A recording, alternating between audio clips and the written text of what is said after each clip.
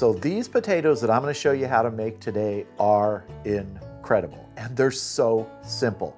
They are crispy and they are soft. Yeah, those two things kind of fight against each other, but in this recipe, they work beautifully. First, we have to get our seasoning ready. We're gonna start with a teaspoon of coarsely ground black pepper, a teaspoon of smoked paprika, a teaspoon of granulated garlic, and guess how much?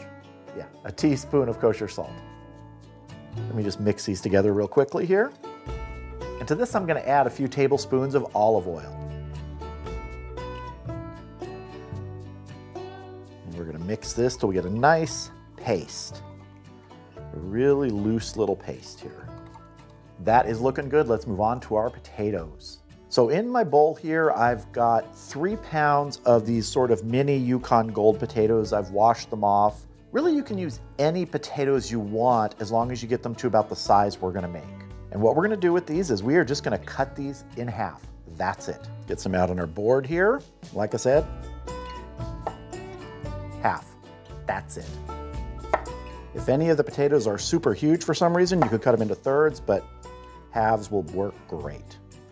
Also about this time, what you wanna do is you want to preheat your oven to 450 degrees. And you want to put a baking sheet in there, a large one for this amount of potatoes. We want to preheat that baking sheet so that when we season these potatoes and get them on that sheet, they're gonna start cooking immediately. So I'm gonna finish cutting up the rest of these potatoes and we will get on to seasoning them. So our oven is preheating to 450 degrees in there with the baking tray in it. Let's go ahead and season up our potatoes. Just like to get in there. Toss everybody around. That's looking good. Let's get our sheet tray out here, get these on.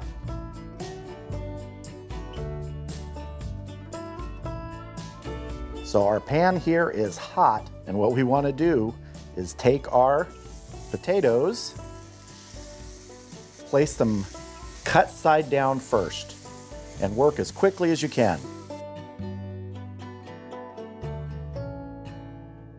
All right, let's get these in the oven, and in 15 minutes, we will take the tray back out here and flip these over so that that cut side is no longer down.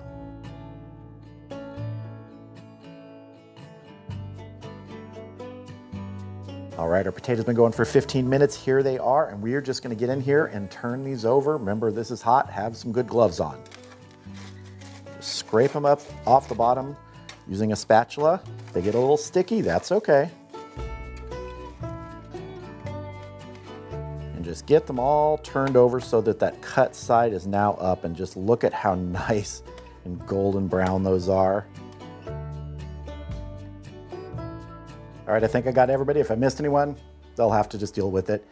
These are gonna go back in the oven for about 10 minutes or until they are tender. You know, when you stick, say, a little toothpick in them, end of a knife, one of your temperature probes. When they're tender, they are done. Usually for me, it's about 10 more minutes, but check them. All right, these are going back in. See you when they're done. There we go. All of our nice potatoes roasted up nice and golden brown. If you stick a knife in there, that interior is soft. Let's go ahead and plate some of these up for tasting. We're just gonna plate these up in our bowl here for serving. These with just a little bit of kosher salt on top and some scallions. You could also put some Parmesan cheese on this. Really, you could top it with anything you want, but those potatoes are the star. That crispy exterior and the soft interior. And there we go, our crispy and soft oven roasted potatoes with that great seasoning blend on them. This is looking fantastic. I am ready for a taste.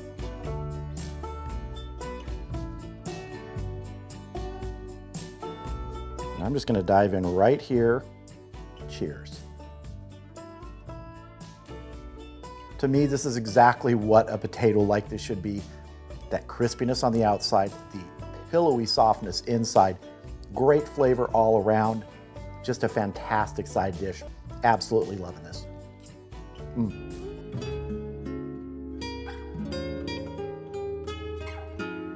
So if you're looking at this corn recipe and thinking that looks a little familiar, it is very similar to my Bacornian recipe.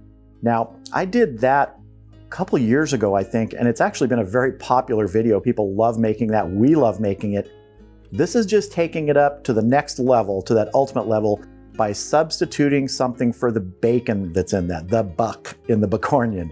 This is going to be pork belly. Pork belly is the basis of bacon, but we're not taking it from that state where it's been cured or smoked. We're going to start with the fresh here, and we're going to season it ourselves and fry it up. So this is about 3/4 of a pound of pork belly. Now we're going to cut this down into littler pieces. We're going to season it up, and we're going to put it in the refrigerator for about an hour. Then we'll start cooking up all the other ingredients. So I just want to start by cutting this into slabs here, maybe 1/4 inch thick. You can go as small as you want. You can get a super fine dice on that, go ahead. And when we do cook this in the pan, you could make it as crispy as you want, or if you want to keep it a little bit AFS, acceptable floppy state, like I like my bacon, you could. And if you're doing this, it helps if the pork belly is really cold. This is almost a little bit frozen. It helps cut it, and it doesn't get quite as mushy as you cut it. So if you've got your piece of pork belly, you might want to throw it in the freezer for, say, 30 minutes to help it firm up. Now I'm just going to take these pieces like this, and I'm going to cut them lengthwise. I'll make it a little easier to get my smaller pieces. And after I do that, straight across. Will get a little slippery and mushy here as it starts to warm up. Just take your time.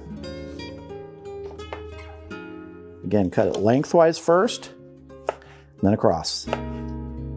So here are our cut up pork belly pieces in our bowl here. Now for seasoning, you can do anything you want. You could use your favorite barbecue rub. You could just use salt and pepper. It's whatever flavor you want to bring to the finished dish. And for me, I'm going to be using Texas rib grind from Chicken Fried Barbecue. It's a really good rub, but again, pick your favorite rub, or no rub at all, just salt and pepper. So we're just going to get our seasoning on here and toss everybody around to get to know each other. Also helps separate these pieces, get a good coating on them.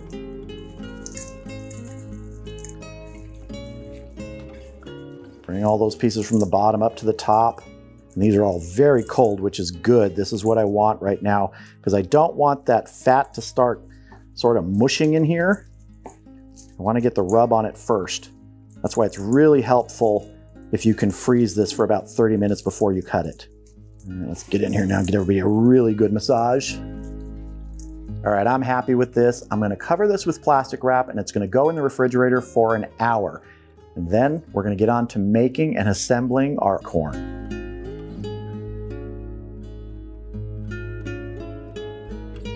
So our seasoned pork belly pieces have been hanging out in the refrigerator for an hour, and now it's time to cook those up and get the rest of our ingredients in our skillet here. Now I'm using my induction burner here, so this is all easier to see.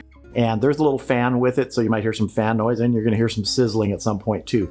I'm going to start this on sort of a low, medium, low temperature. I don't want to really crisp this up fast. So on this is maybe about power level 3. On a burner, it would be medium low. And our goal here at this point with these pork belly pieces is just to get these starting to cook, to get them to render out some of their fat, because we don't want to add any more fat if we don't have to. If for some reason you have a piece of pork belly where a lot of the fat's been trimmed off and you don't have much fat rendering out, you could add maybe a tablespoon of butter of this to bring some more fat in. And if I need to add some butter, I will, but hopefully this will be enough of that fat rendering from this pork belly. And as it starts to sizzle a bit, give it a stir. Remember, we don't want the heat too high on this. We're not looking to crisp this up really fast or burn it or anything. But we do have to make sure to cook this through. This is not some pre-cooked pork belly. And that is something you could use here. Let's say you smoked a pork belly. You could take about 3/4 of a pound of that, chop it up, throw it in here. Basically, you'd just be reheating it and rendering some of the fat out, and you wouldn't have to cook it as much, but we do need to fully cook this.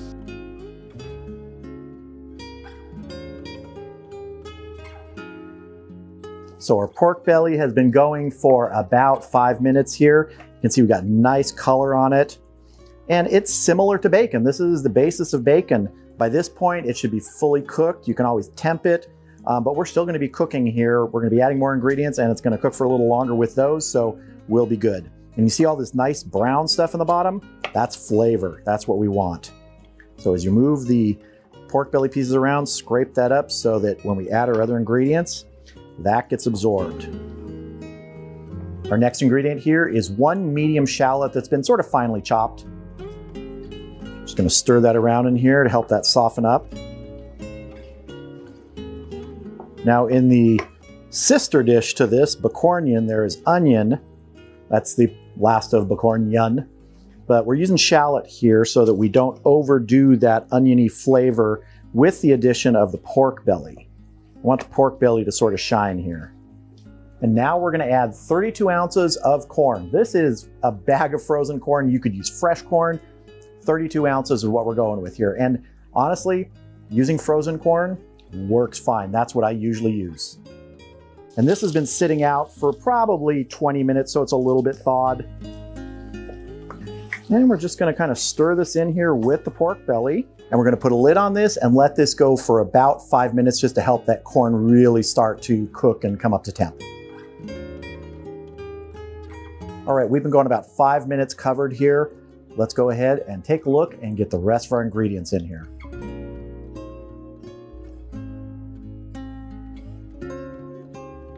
Got a lot of good color here. You can see all the stuff coming up off the bottom. That's what we want. All that fond, all those brown bits, everything coming up here. To this now, I'm gonna add a teaspoon of kosher salt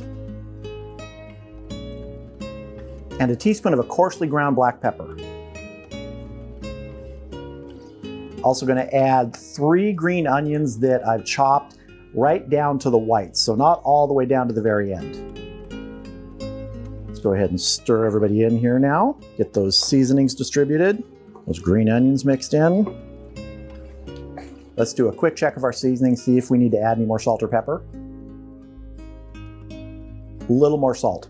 Just maybe a couple twists on the grinder here, and that should be good. And remember, you can adjust any of these seasonings you want. If you don't like that much pepper, don't put that much pepper in or any at all. But it does need a little salt. Now I'm gonna add a 1/4 cup of some crushed candied pecans. You can usually find these in any grocery store. I got these at my local Trader Joe's, but I've seen them lots of places. They're just pecans that are candied. And you can use other nuts if you want, walnuts, anything like that, or leave it out completely. This gives some nice texture to things and a little sweetness too. The corn's sweet, but these candied nuts are on a different sort of level. And that's looking good. Now we're gonna let this go for another, I don't know, 3 or 4 minutes just to get a little bit warmer. And then we're gonna plate some up and garnish it.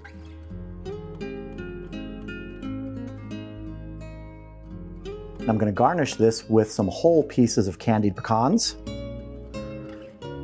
On top here. And put as many as you want. Make a design. And I just want to sprinkle a little bit of fresh parsley here on top.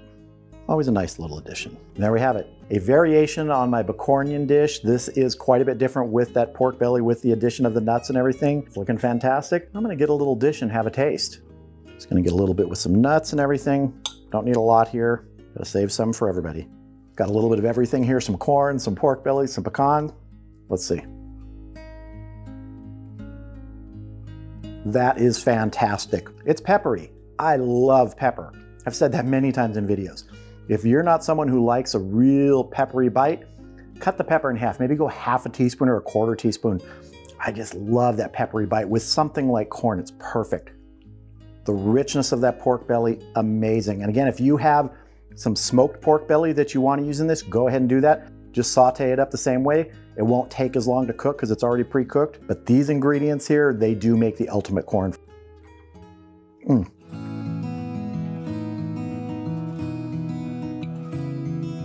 So roasted vegetables are pretty much a staple at most Thanksgiving meals, even Christmas meals, holiday meals, things like that. Super easy to make, but it is nice if you get a good mix of vegetables in there. And that's what we're gonna be doing today. We're gonna be using some butternut squash, some sweet potatoes, some carrots, some parsnips, some Brussels sprouts, and some cauliflower. The actual process of cooking them, super simple, but we gotta prep them first. So I'm gonna start with the parsnips, gonna do the carrots, gonna do the butternut squash, and I'm gonna do the sweet potatoes. I'm not gonna do a lot of talking while we're peeling. Just make sure that you have rinsed or washed off your vegetables first, and let's get to it.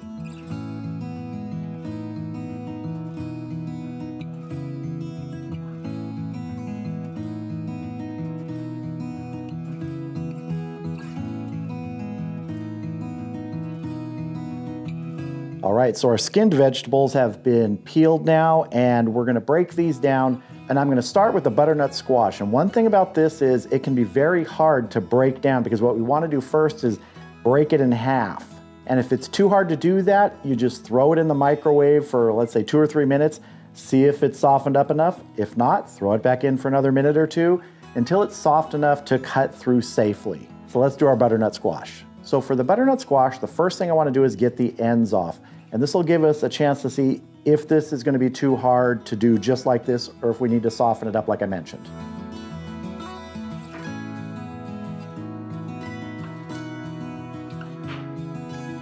This one doesn't feel too bad. I'm gonna give it a try here. And what I wanna do is try and go straight down the middle here. That worked really well. And there we have the seeds, and now we just need to clean these out. Just gotta get in here with a spoon, kind of like with pumpkin seeds. If you've ever done that, cleaning out a pumpkin, very similar, almost identical. Just get a dish, start scraping everything into it. It does work a little better if it's softened, so do not be afraid to soften it in the microwave like I said, just like that. Same thing here, just get down in, scrape it, get under those seeds. Try and get all the pulpy part out too. So with our butternut squash cleaned out, it's time to break it down. And what we want are roughly inch-sized pieces, 1 inch by 1 inch. They're not all gonna be like that. Some may be a little smaller, a little bigger. Don't worry about that. Those pieces that cook a little bit extra, those are a little bit mushy ones that people really like at times. You're gonna have a mix of different textures and doneness here. But you want them roughly the same size. So we'll get that end piece off, that bulb first. Set those aside, and we'll work on these main sections. So I'm just gonna go, like I said, across roughly 1 inch. And then with these, I'm gonna go about like that. So really pieces like that. And you can see how this is thicker. Let's break this down this way. So now we have 2 sections that we can break into those smaller pieces. Now for these end pieces, which had the seeds in it, they're not gonna have the full thickness. You just do the best you can. So we're gonna break it down. You can see that's thinner.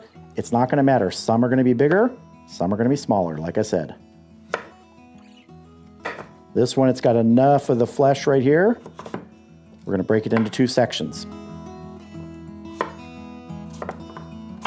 And if you find any pieces that just look a little too big, break them down.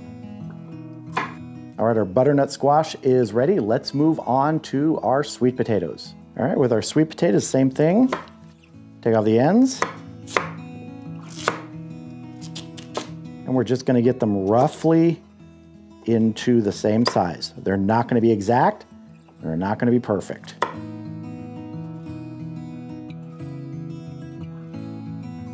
Sweet potatoes ready? Let's do the carrots. Is this getting repetitive? Yeah, chopping usually is. Take the ends off, break these down into smaller pieces. You can see there are very thin sections of some of these carrots. They're just gonna cook a little more like I mentioned. They're gonna be delicious. And these multicolored carrots are really nice. They add a lot of visual interest.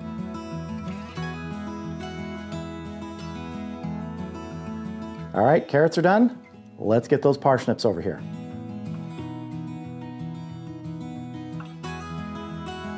Parsnips are done. Now we're gonna move on to some cauliflower. So we have a head of cauliflower here. This is gonna be very simple. We're just gonna break it down to get some of these florets separated. So if you want to, you can break off these extra pieces first. It's gonna make it easier to cut the stem. Let's get down in here, get that off first. And sometimes this works better with a smaller knife. Just get in there and work your way around, cut out the core. And there's many different ways to do this. If you have a way that you do this, and you like that better, do that. But you can see these just start to separate now, and it'll make it easier to break these down into smaller florets. You can make them as small as you want. Some are going to be smaller than others. You can really, really break these down into tiny pieces. I want to leave these a little bit bigger, sort of like this. Really, to me, this is a little too small, but we're not throwing it away. We'll use it. Cauliflower's looking good. Let's move on to our final vegetable, our Brussels sprouts. So the Brussels sprouts are really simple. We're just going to cut them in half. That's it. That's it. Brussels sprouts are ready, and I know a lot of people don't like Brussels sprouts. You don't have to put these in there, but I really like these. They get a great flavor when you roast them, so I'm using them. Now it's time to make our seasoning mixture, because several of these are going to get tossed in that to get some extra flavor on them. Some are not, like the carrots are not going to get tossed in there to get any extra flavor, because I just love the sweetness of those carrots. So as I mentioned, this seasoning mixture is for most of the vegetables, not all of them. The carrots and the cauliflower won't get this seasoning mixture. They will get some olive oil drizzled on them and some salt and pepper. First ingredient for our seasoning mixture is 1 teaspoon of crushed rosemary. And these are all dried spices we're using today. Next up, a teaspoon of dried thyme, a teaspoon of dried sage, half a teaspoon of granulated garlic, half a teaspoon of coarsely ground black pepper, and half a teaspoon of kosher salt. Let me just mix this together quickly. Next up is olive oil, but let me say this first. If you didn't want to use this and you have some other favorite seasoning you like, use that. Maybe you have a favorite barbecue rub or just some other seasoning you like you get at some store, use that. Adding olive oil here is just sort of adding the base that helps coat all the vegetables. So we're gonna add, I don't know, maybe it's gonna be a 1/4 cup, maybe it's gonna be a little more. This is all just sort of by eye. Mix that together. That's looking good, and I should say that at this point you should be preheating your oven to 400 degrees. That's what we're gonna be roasting these at today. It's gonna take anywhere from 25, 35, maybe 40 minutes. It's really about getting to the doneness you like, the look you like, and every oven is different. I know mine will probably be somewhere around 30 minutes, maybe a little bit longer. First, we're going to season up our butternut squash. So we're going to use this bowl to season our butternut squash and the other vegetables, but I don't want to mix them all together. I want to keep them separate on the baking trays. And you can see I have a baking tray sitting right here ready to go. So what I'm going to do is I'm going to put our seasoning mixture in here, put the butternut squash in, then take it out by hand, put it on the tray. And if we need to add a little more olive oil to the mix before we add our next vegetable, we can. In goes the butternut squash. And we're just going to toss this around to get a coating on it. Then just start putting it on your baking tray. I'll probably be using 2 baking trays today. Let me set this tray aside. We're going to add a little more olive oil to our bowl here. We'll get our sweet potatoes in. Get everybody coated. And if you feel like you need to add more of the spices, go ahead. Sweet potatoes. If they end up touching and mingling, don't get upset. They're going to get to know each other in the oven. A little more olive oil in here. Parsnips going in. Parsnips we can just sort of dump over here. That's 1 tray ready. Let's get the rest of our veggies going. Brussels sprout time. Gonna get those coated with some of our seasoning. These I'm gonna place a little more carefully. I want them cut side down. Now for our carrots and cauliflower, I'm just gonna use this bowl with a little bit of olive oil in it, and I'll salt and pepper them in here too. Carrots in here. No escapees, get in there. Everybody coated with some olive oil, kosher salt, cracked black pepper.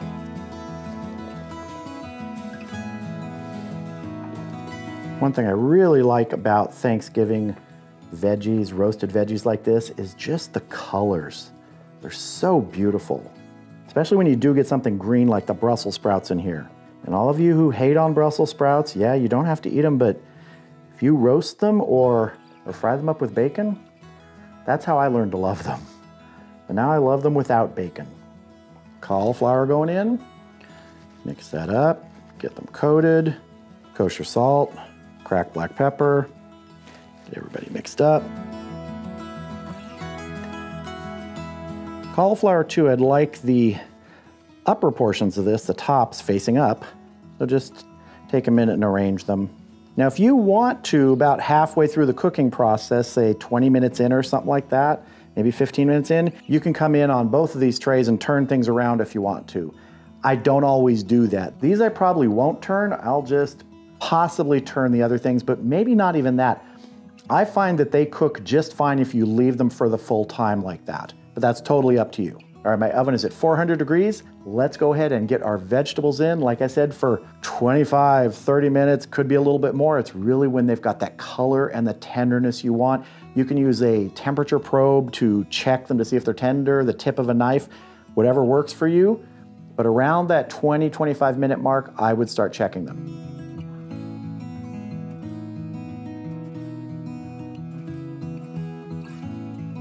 So here is one of the trays of our vegetables. This is the cauliflower, the carrots, and the Brussels sprouts. And this is exactly the way I like this. Look at that color on here, a little bit of brown. These same thing, the Brussels sprouts, you get that little bit of char on it. This is where the flavor comes in. I'll show you the other tray in just a second, but these took 40 minutes. So really, again, it can go anywhere, 25, 30, 40. It's all dependent on your oven. Let me grab the other tray to show you. We have our butternut squash, we have our sweet potatoes and our parsnips. Now the parsnips and the sweet potatoes, you can see there's some similar colors there between them, so if they get to know each other and mix up, we're not gonna, call the cops on them or anything. But let me go and get a platter out here and we're gonna get these on there. And what I like to do, because I know some people don't like certain vegetables, is arrange them so people don't just have to grab a little bit of everything. Like if you dump these all in a serving dish, which you can, people may not want certain things. So let's go ahead and plate some of these up on a nice serving tray so everybody can pick what they want. We're gonna start with our butternut squash here. Just create a nice layer here. Oh, these smell great. You just feel and see how tender these are with the edge of the spatula here. Oh, next up, I'm gonna put some sweet potatoes along this side over here. And you can use multiple serving platters if you want to. Really keep these separate if you like that. We're gonna get our parsnips kind of over along the edge, the two sides. You can see that nice color they got on there with the bottoms touching. Oh, beautiful carrots in here too. Cauliflower. And on the bottom you can see that nice char from the contact with the pan. And now all you Brussels sprout haters, avert your eyes, they're coming in. I like to put these up along the edge here. Like I said, for those who want them, they can grab them, get there before everybody else. And there we go, our oven roasted Thanksgiving vegetables, a nice mix of really sort of traditional things you would have at Thanksgiving. But for those of you who don't want certain ones, you can pick around them. That bed of the butternut squash on the bottom is just terrific. You can get down there and get those, but I'm ready for a taste.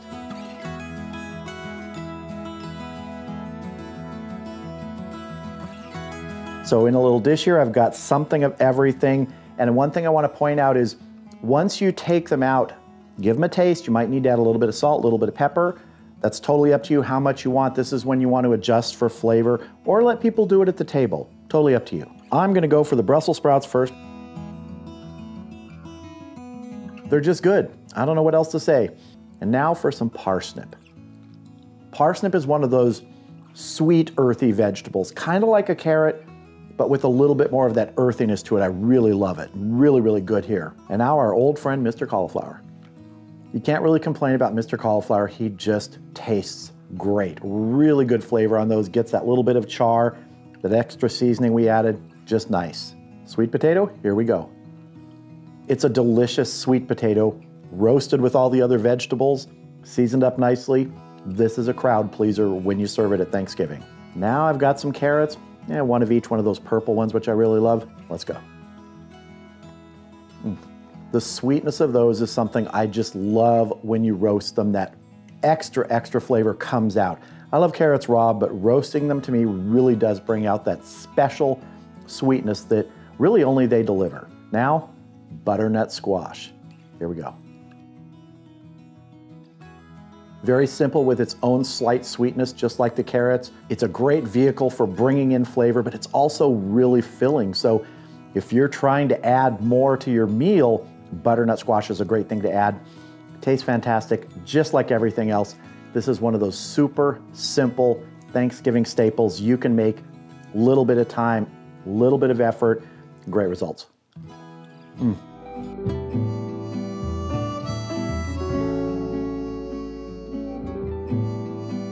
To me, Thanksgiving is all about the side dishes. Yeah, of course, you've got the turkey or the ham or whatever your main dish is, but it's all those side dishes that get put on the table that everybody's digging into and enjoying. A lot of times, different family members bring different dishes. And what I'm gonna make today is one of the stuffings that we bring to our family Thanksgiving that everyone just loves. It's an apple walnut stuffing. Now, before we go any further, stuffing, dressing. Stuffing is generally in the bird, dressing is you bake in the oven. Guess what? I call it all stuffing. This is gonna be made in the oven. If you have a problem with me saying stuffing, just in your head, substitute dressing. Now you could use a boxed stuffing if you don't wanna start from scratch with bread, but I like starting from scratch with bread. And what I have here are 2 loaves of French bread. What I did was I cut this up, put it in the oven for 1 hour at 200 degrees on just some baking trays. Then I let it sit out overnight on the same trays just on top of the stove, just sitting there and air drying more. And you can see, got nice dry bread. And one of the reasons that you do this is because you want this to absorb all the flavors we're gonna add into this. We're gonna be using some chicken stock today, but you could use vegetable stock or turkey stock. We're also gonna be adding a flavor base that we're gonna make at the stove, because that is really where all the great taste for this comes from. So let's head over to the stove and get started. Now in my pan, I have a 1.5 sticks of unsalted butter that we're just gonna start melting. So we're gonna go over sort of a medium-low flame here. And we're just melting this down because this is where all our ingredients are gonna go into this, and this is gonna be poured on top of that bread mixture. And here, if you need to add more butter, you can, but I find a 1.5 sticks usually works well. You may think, man, that's a lot of butter, but this is gonna be going with 2 loaves of dried French bread. And we're gonna be putting some great ingredients in here in just a second. Remember, we want this on medium-low. We're not trying to brown the butter. First up in our ingredients are 2 Granny Smith apples with the skin on that I've chopped up. Now you can take the skin off if you want. I like the skin on. This is the apple part of our apple walnut stuffing. And we just want these to soften a bit in here. These are also gonna release some of their juices, which is gonna help get our stuffing nice and moist. I'm also gonna add 1 large shallot that's been chopped up pretty good. Stir that in. Again, we're not necessarily trying to brown anything here. We're just trying to soften things and get the flavor out of them. Get that flavor into the butter mixture.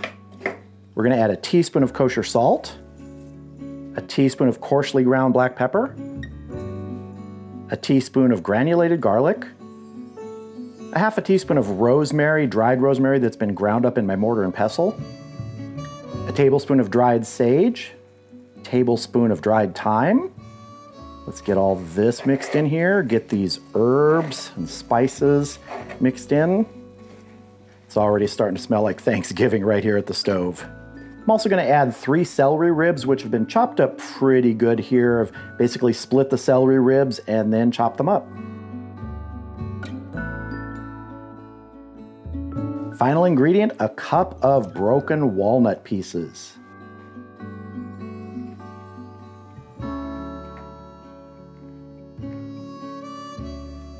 No, this is not a low-cal dish, but everything in moderation. It's all about balance.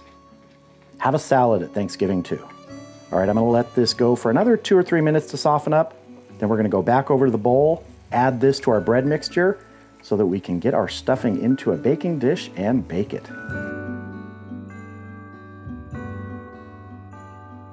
So we're gonna go ahead and pour our seasoning and ingredient mixture over the bread here.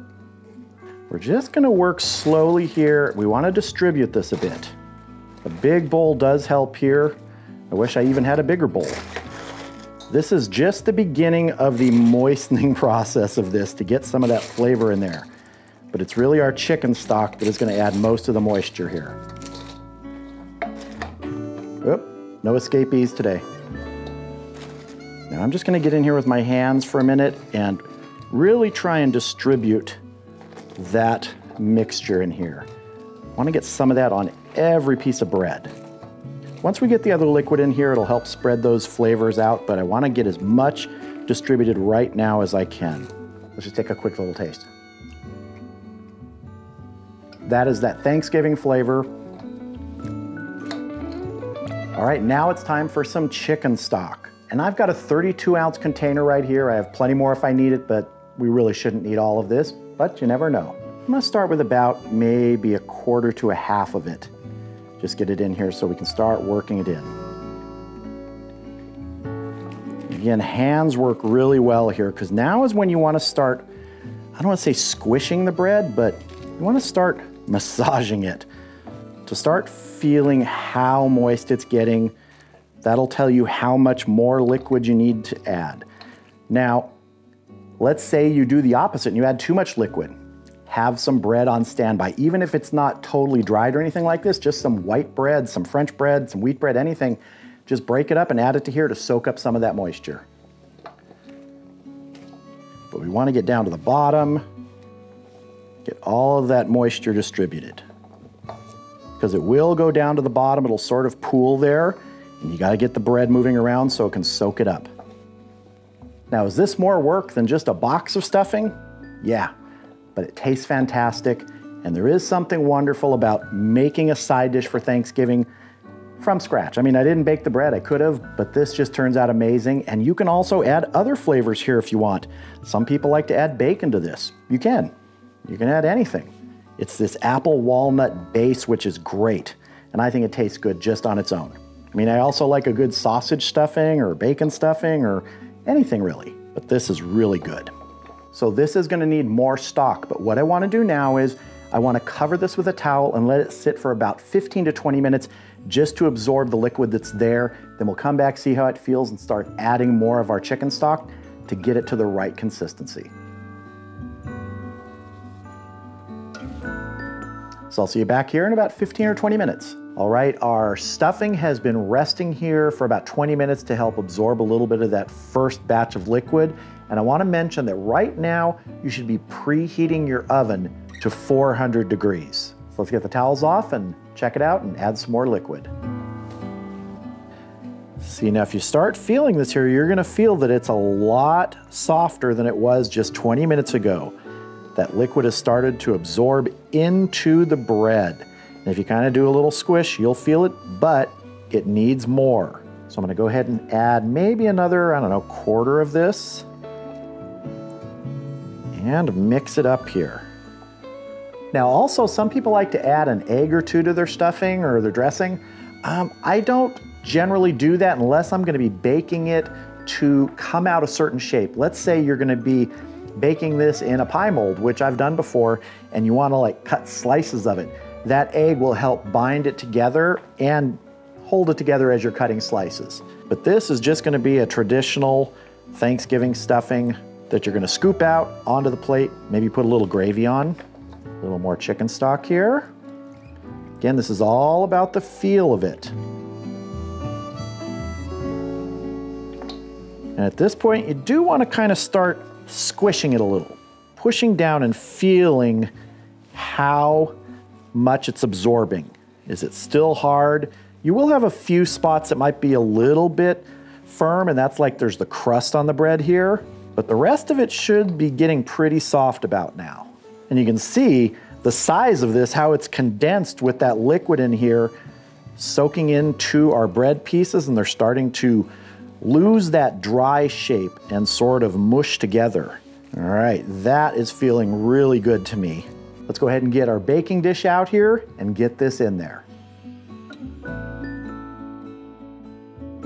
So I have my baking dish here. This is roughly an 11 by 13.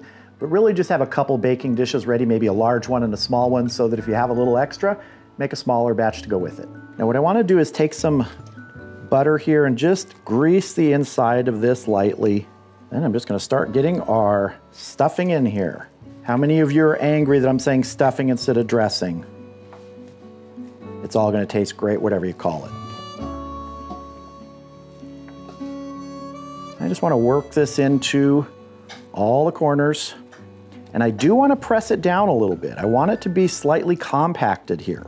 And we are gonna cover this with foil, and it's gonna bake for 25 minutes with the foil on, and then we're gonna take the foil off, and it's gonna go for probably another 20 to 25 minutes uncovered, just to get a little color on the top. That's always nice.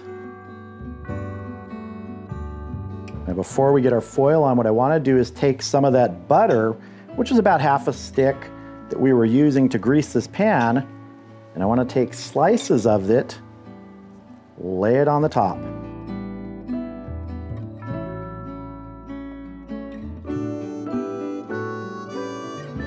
So this is gonna go in the oven now, and in 25 minutes, I'll take the foil off, and then after that, 20 more minutes or so, we'll see how the top looks, and then I'll bring it out here so we can have a look at it and have a taste.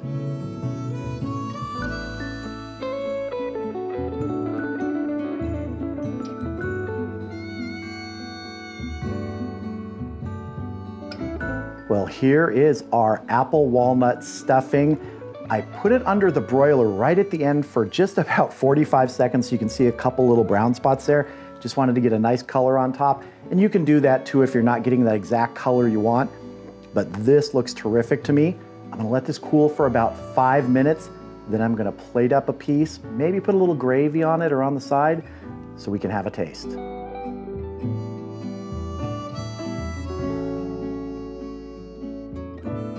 So here is a plate of our apple walnut stuffing. I did put a little bit of gravy on here, but what I also did, if you notice, there's a couple walnuts on here, and these are some rosemary walnuts, if you can see that. I just found these in my local Sprouts market, and a lot of times you can find different flavored walnuts, things like that, even candied walnuts, that are great to top a dish like this because they bring just a little bit of extra flavor. Yeah, I even think some of those sweet candied walnuts on this would have been good, but I found these rosemary walnuts and they go really with that Thanksgiving flavor profile. So let's dive in and have a taste. Got some first, mostly without gravy. Let's see.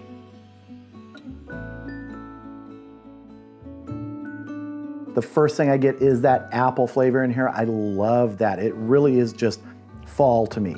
And you get the crunch from those walnuts, really nice. And now for a little bit with some gravy. Now it doesn't need the gravy. It is really flavorful, really moist. But come on, gravy at Thanksgiving, you gotta put it on everything, even pumpkin pie. No, not on pumpkin pie. Do not tell anyone that I said put gravy on pumpkin pie. But for stuffing, it does work.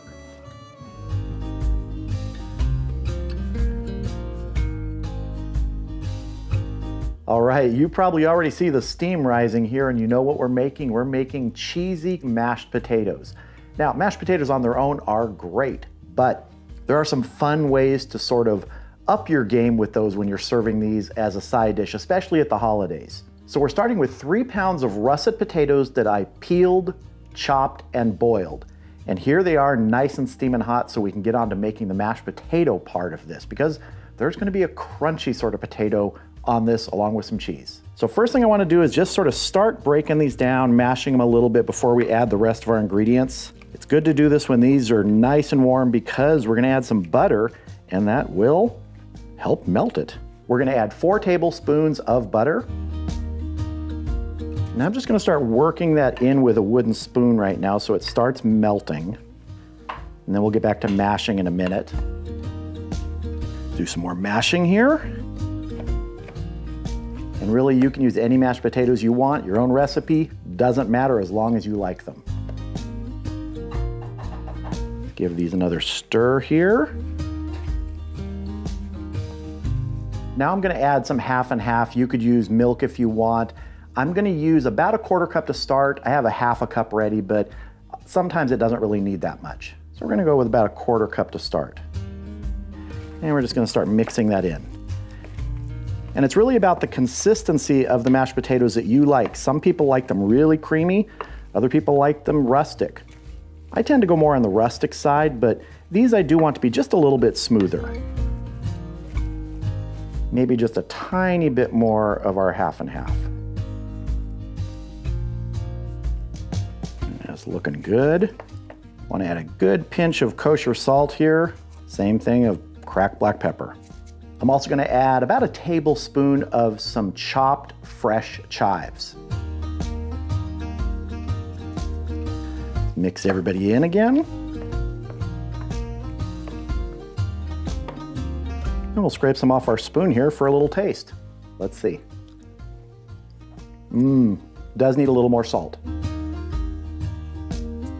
Mix that up. That's looking good. Let's go ahead and start filling our baking dish. So what I have here is just a baking dish. It's kind of an oval one. You can use anything you got, square, oblong, doesn't matter. And I've got some butter here. I just want to give a light greasing to the inside. Just a little bit, doesn't need a lot. Now we're going to start filling with our potatoes.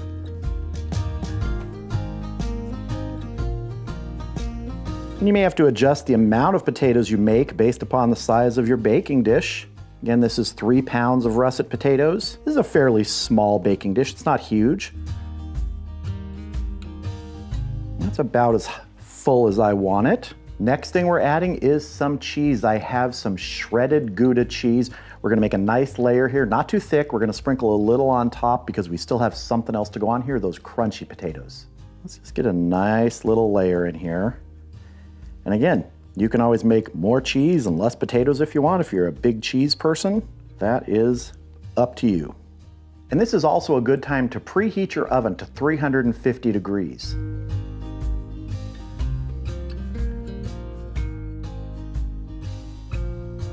Now the crunchy part of these cheesy mashed potatoes are hash browns. I just fried some up at the stove just like you would hash browns for breakfast. We're gonna top this with those hash browns, then we'll sprinkle a little bit of more cheese on top.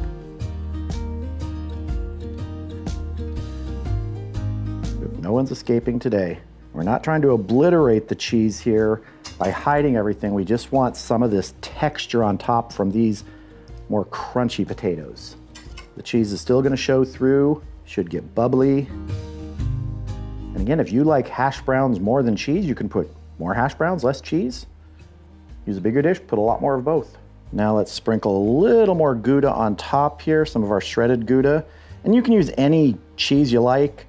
You know, I would stick with a very good melty cheese. You know, a nice cheddar would be good. So this is gonna go in our 350 degree oven for 20 to 30 minutes. Really, it's depending upon your oven. We just want all that cheese to melt and sort of bind everything together. The potatoes are both cooked, both the crunchy ones and the mashed potatoes, so we don't have to worry about cooking those. And after that 20 to 30 minutes, I'm gonna pop this under the broiler for like 45 seconds just to get a nice little browning on top. So let's go ahead and get this in the oven. And here are our cheesy mashed potatoes. Those are looking terrific. Again, 45 seconds under the broiler. I think I went maybe about 10 seconds too long. It should have been closer to 30, but they still look terrific. And it is time to let these cool for about 5 minutes. And then we're gonna cut in, get a piece, and have a taste. Now I'm just gonna use a knife right here to kind of get through this top layer. See if we can get a good piece out of this. Don't need a huge one, just a good one. And you know what? If it falls apart, it's still gonna taste great. You turn this here. Ooh, that's still hot.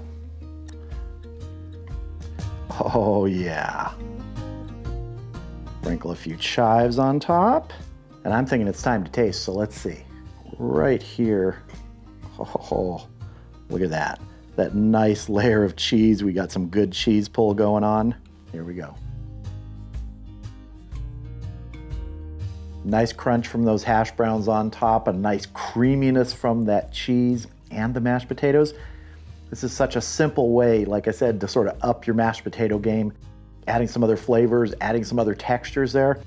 This is a perfect side dish.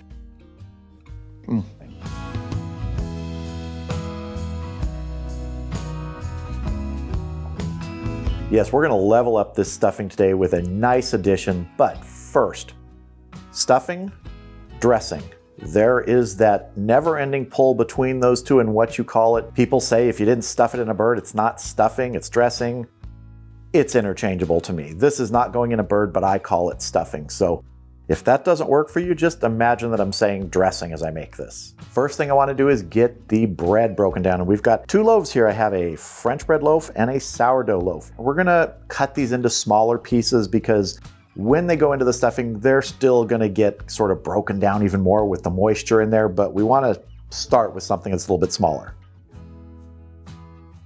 So I'm just gonna start with my sourdough loaf here. And if you've got bread that's about to go stale, that's perfect for this. These have been sitting on the counter for a couple days. And they're still good, but they're just feeling a little hard on the outside. That's perfect for stuffing. That's also perfect for bread pudding if you're gonna make something like that.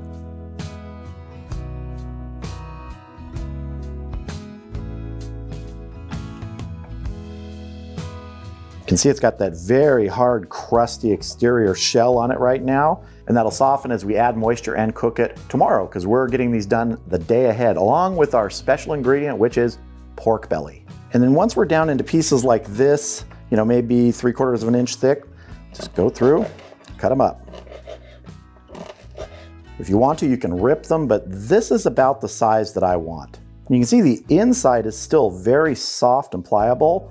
We're gonna be drying these out in the oven, and after they come out of the oven, they're gonna just rest on the rack overnight to dry out some more. And so as I cut these here, I'm just putting them over on a large baking sheet. All right, I'm gonna finish cutting this and our French bread loaf, and I'll bring you back when it's time to get our pork belly seasoned up. So for our pork belly, we're gonna be using a fairly simple seasoning mixture here. You can use anything you want.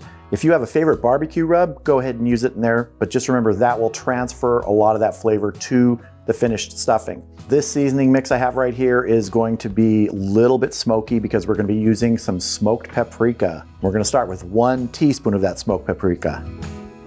Next up, 1 teaspoon of granulated garlic, 2 teaspoons of a coarsely ground black pepper, and 2 teaspoons of kosher salt. And I'm just going to get in here and mix this up roughly. That's what I'm looking for. All right, let's get our pork belly out here. So here is our piece of pork belly, and if you're not familiar with pork belly, this is what bacon is made from. You can kind of see, the end grain here. If you cut across this, that kind of looks like a strip of bacon. Same thing here. Has a lot of nice fat, a lot of nice flavor, and we're just going to enhance that today. So this is about 1.5 pounds, and I don't need this whole amount for this recipe, so I'm going to take half of it.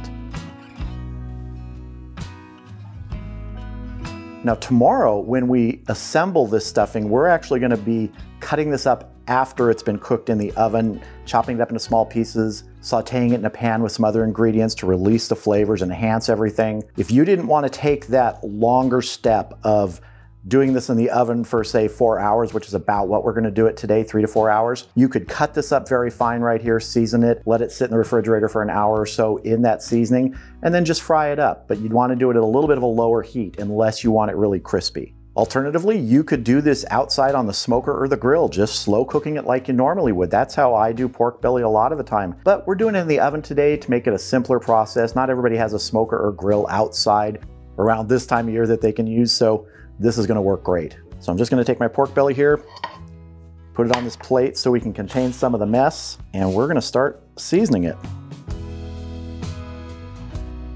Make sure we get the sides, all the edges.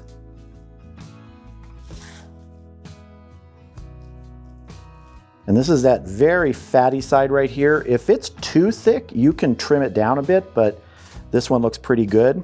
And this is gonna shrink up quite a bit as we cook it today. And if you were gonna do this out on the smoker instead of in the oven, I would use the exact same process, about the same temperature, same time. The temperature of our oven is gonna be 250 degrees today. And like I said, this is gonna go about 3 or 4 hours.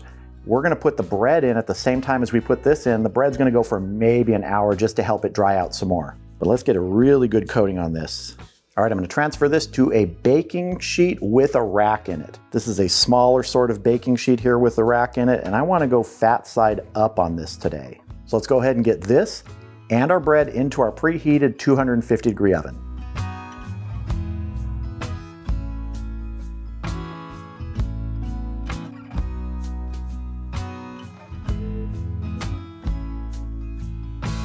here's our bread, well on its way to being dried out nicely. You can see it's nice and crunchy here. And even though one side of this is sourdough and the other side is French bread, I'm not worried about them mixing up because they are going to be mixed up in this stuffing. It is a mixture. So now this is just going to sit on this rack overnight on the counter. And in about 3 hours, when we pull our pork belly out of the oven, that's going to cool down too, and I'll show you that. And then we're going to put that in the refrigerator once it's cooled down a little bit. And everything's just going to sit there overnight until we assemble this stuffing tomorrow. Now, this is a great way to do this if you're doing this for Thanksgiving, is to get all these things pre-prepped the day before so that your small amount of cooking and your assembly on Thanksgiving Day is just a little bit. You don't have to do all this stuff in the morning and just kind of rush. Get it all done the day before. So I'm going to set this aside to cool down, and I'll bring you back when the pork belly's done. So here is our pork belly. It's been going for 4 hours. This is done to the level we need it. Let's just take a quick internal temperature to get an idea where it's at. And that's like butter going in. See, that's showing 190 right there. Hopefully you can see that. 189, 188. So that's perfect because this is going to be cooked some more after we chop it up tomorrow. So now this is going to rest for probably an hour, cooling down. Then I'm going to wrap it tightly in plastic wrap, and it's going to go in the refrigerator overnight. It's going to hang out there. Our bread pieces are going to hang out over here overnight. And tomorrow we're going to put together this amazing stuffing. Well, good afternoon. It's the next day. Our bread has been drying out overnight. I've got it in a bowl and it's ready to be built into this stuffing. Our pork belly is still in the refrigerator. We'll get that out in just a minute. But first, I want to start prepping the rest of the ingredients that we're going to saute up over at the stove. First up is a large shallot. Going to get our paper skin and outer layer off here. We're going to go ahead and pop the core out right here. And all I'm going to do is give this a decent chop. I'm not looking for a dice. I just want to get it kind of small.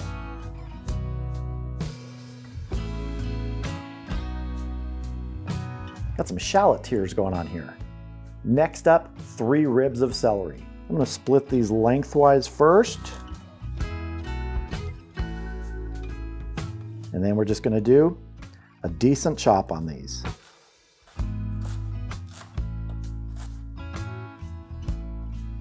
Next up, for some sweetness and some tartness, I like to add a Granny Smith apple here. You could really use any kind of apple. It really is just to bring that sweetness, but because this has that really nice tartness, I love using these.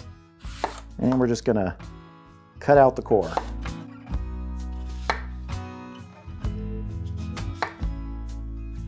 Leaving the skin on and everything. All right, those are ready. Let's get our pork belly out here. Now here's our pork belly that's been in the refrigerator overnight. We're gonna go ahead and we're going to chop this up into relatively small pieces, not diced, but smaller pieces that we're gonna cook up in the skillet. First thing I wanna do is I just wanna get some planks made. And you can just see that sort of bacon profile in there. And if you do have the opportunity to smoke this versus just doing it in the oven, I'd recommend that because you do get a much deeper flavor, a richer flavor that penetrates more, but not everybody has a smoker or the time to do that. So the oven works fine. Now we're just going to go ahead and take each of these planks, split them in half, and then chop these. And I might double up here, speed it up a bit. If you work with this when it's fairly cold, it's a little easier to chop because you don't get the fat that's starting to sort of melt and soften up a bit. You could even partially freeze this for 30 minutes or so. Makes it much, much easier to chop up. All right, that's looking good. Let's head over to the stove, get all these ingredients sauteed up in the pan, and start building this stuffing. So I have a skillet here on the stove with my burner on medium, and we're gonna go ahead and get our pork belly pieces in here first. And we're going to let these saute up first and start to release their fat. Now for these, you can take them to be as crispy as you want. I don't like mine super crispy, so I'll just cook these until they're a little bit brown, have a little bit of softness left to them, but it's totally up to you. pork belly is looking great right here. Starting to get a little color on it. We're gonna go ahead and start adding our other ingredients in just a second. Now, if you were doing this from pork belly that you hadn't already pre-smoked or pre-cooked in the oven, you would really need to cook this well because it would be raw pork. This has already been cooked fully in the oven, so we're just bringing it up to temperature, giving it the color we want, and crisping it as much as needed. I'm gonna add my shallot now, that one large shallot that we chopped up. Give that a stir in here. I'm gonna turn my burner down now to about medium-low. Next up, our celery and our apple. Give these a stir here. These are also gonna give up some moisture, and that's perfect because we're gonna need moisture to make our stuffing. We are gonna be adding some stock to that, some chicken stock. You could also use vegetable stock, anything you want really, even water. But some of this moisture will be released, and we're gonna use that as we build the stuffing. I'm gonna add 2 teaspoons of minced garlic. That's about 2 small cloves. Oh, this is smelling fantastic. Now comes 4 tablespoons of butter. I'm gonna let that melt down in there. We're also gonna add a teaspoon of kosher salt, half a teaspoon of a coarsely ground black pepper, and 1 teaspoon of poultry seasoning. This is very commonly available in stores, especially around Thanksgiving. And we're gonna mix all these seasonings in here. And really now what we're doing is we just want the celery and the apples to soften. And let all these flavors come together. So really you just want your burner, like I said, low, medium, low right now. All right, I'm gonna let this finish sauteing here, and then we'll move back over to the cutting board and start building the stuffing. So here is the bowl of our dried bread pieces, nice and dry. You can just, I'm gonna break it if I try here. There. And now we're just gonna go ahead and we're gonna rehydrate these with all the ingredients we just cooked up in the pan and some chicken broth. Let's get everybody in here. And I'm just gonna do a quick stir of this. This is not meant to really bring this together. I just want to distribute some of these ingredients a little bit. Now I'm going to start adding my chicken stock and working it in. I'll probably be using my hands here with gloves. And I've got plenty of chicken stock. This can take anywhere from a couple cups to 4 cups. It really depends on how much bread you have and how dry it is. So you got to play it by ear a little bit. If you run out of stock, just use some warm water. You can always up the seasoning a little bit if you need to, but it's gonna turn out terrific. So I'm gonna start by adding, I don't know, 1.5 cups here maybe. We'll just start with that. We're just gonna start moving everybody around. And this is really by feel at this point. Once the bread becomes saturated, you'll start to feel it. Because this stuffing, we're gonna bake it in the oven in a skillet, in a cast iron skillet. And that's going to extract some more moisture. So you want to make sure there's plenty of moisture. Now, if you don't have a cast iron skillet, that's fine. You could do it just in a regular baking dish. And you want to get all the way to the bottom because that's where the liquid's going to go. I'm going to add another cup or so right now. Keep mixing. This also helps distribute all those ingredients that we sauteed. Now, some people like to season the bread, which are basically croutons at this point, before you do this, and there's nothing wrong with that. I just like to add the seasoning to the sauteed mixture because it distributes through the butter, the fat, helps coat everything, I think, but no problem if you want to make like seasoned bread pieces first and then go to town. Now these are still dry, but I'm starting to feel the moisture in the bread. It's starting to soften on the outside, but we got to make sure there's enough to really soften it throughout. So really keep moving it around here. I'm gonna add another cup here. And this is about 3 cups I've used so far. It's starting to hydrate, but I can tell I'm gonna need to add more in a second here. I'm gonna add another cup now, and this will be 4 cups that I've used.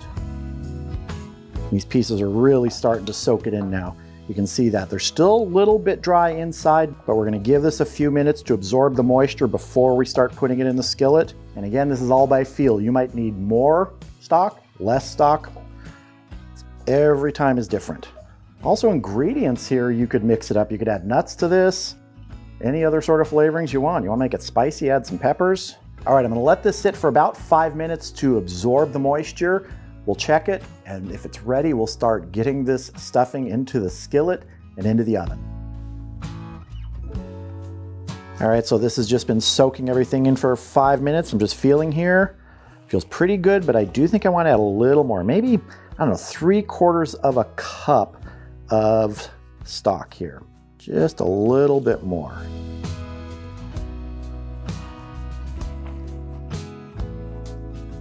All right, I'm gonna give that 5 minutes to absorb everything, and then we're gonna start getting this into our skillet. So here is my 12-inch skillet. It's one with not a long handle, but just 2 side handles. Again, if you don't have something like this, just a nice sized baking dish. You could use multiple baking dishes for this. And you never quite know exactly how much you're gonna have when you're using that much bread, because it can really shrink up as it absorbs the moisture. So we'll see how much we get in here. Now I wanna go ahead and grease this up with some butter, and we're gonna get a good coating in here, all around the sides and the bottom. Make sure you get that bottom corner. And now we're gonna start adding our stuffing mixture. And I'll try not to drop too much on the cutting board like I just did. And what I like to do is I like to actually press this down in here. I know a lot of people don't like to compact it too much, but I like it pressed in.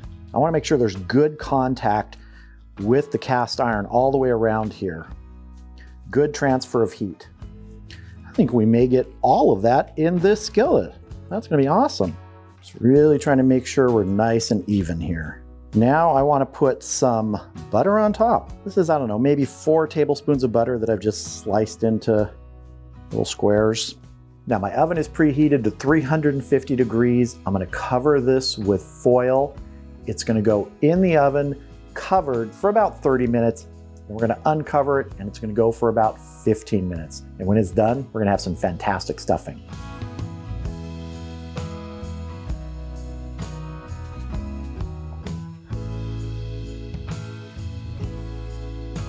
So here is our skillet stuffing.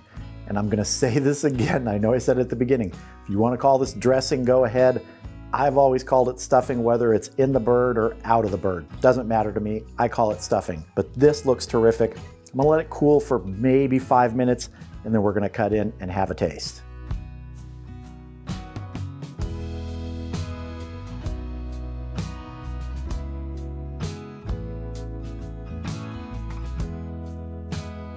So I've got my piece out here on a plate, and what I want to do is I want to hit the top of it with a little bit of salt. Now you could use something like flaky sea salt.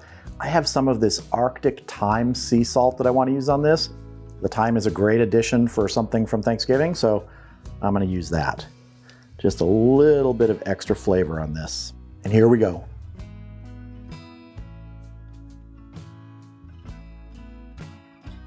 That pork belly is an amazing addition to this. It is something that replaces bacon. A lot of people use bacon in stuffing, nothing wrong with that. But taking the pork belly, which is the basis of bacon, and working with it from the beginning to get the flavor you want in it, it's really a good way to add something to this that takes it to the next level. This is one of those instances where I don't know what else to say, because I just want to keep eating this and enjoying it.